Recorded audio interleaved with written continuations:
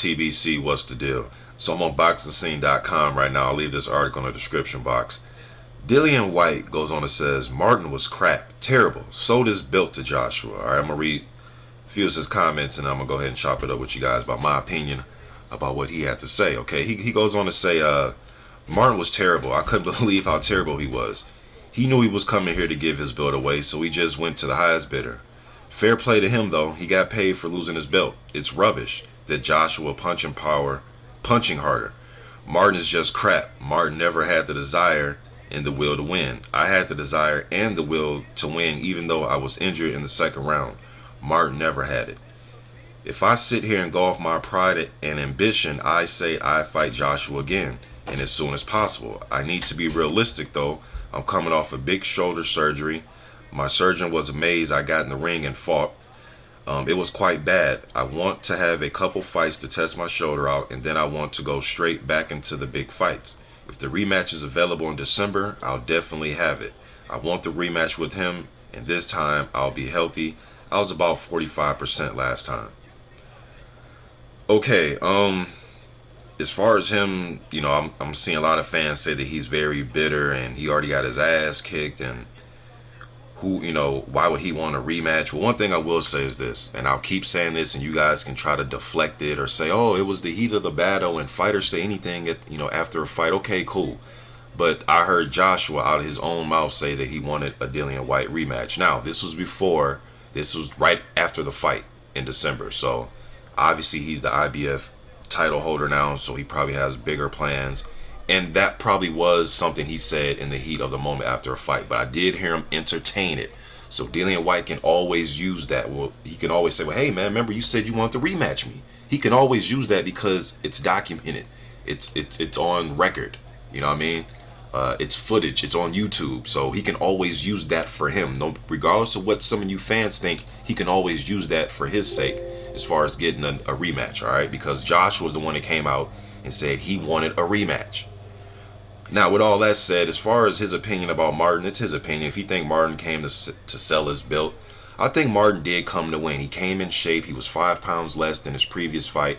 Although he said he was going to add 10 pounds. I don't know if some of you guys heard that from Martin. He says he's going to come into this fight at 260. And I scratched my head like, you're going to add more pounds to be even slower? But he came in 5 pounds less. So that was rubbish, what he was talking about. But I do think Martin came to win. I just think when he got in there and started getting hit with right hands, he didn't know how to handle it.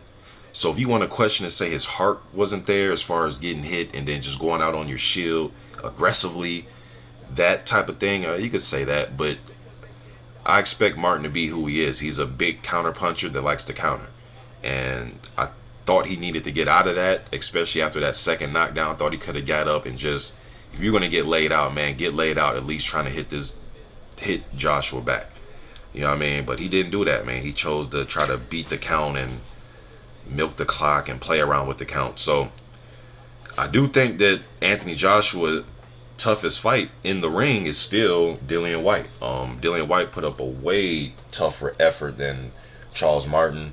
While Martin was getting knocked out in the second round, Dillian Whyte was buzzing Anthony Joshua in the second round. So as far as Dillian Whyte, having the attitude he has right now, looking at it, watching the fight, and thinking to himself like, damn, that's it? Like, that's all he had to offer Anthony Joshua was go out there and throw some light counter punches? You know what I mean? I can get where Dillian Whyte's coming from, man, because if I was in his shoes, I would think the same thing. Like, damn, I could have fucking beat Charles Martin. You know what I mean? So I definitely understand where Whyte's coming from. He said that after a couple fights, he's going to be ready for a big fight in December. He has stayed consistent with this because just like a few days ago, I heard an interview on IFL TV. Shouts out to them. Then I did a video about it that he said that he would take on Shannon Briggs, Tyson Fury, Anthony Joshua. He wants a big fight regardless who it is in December.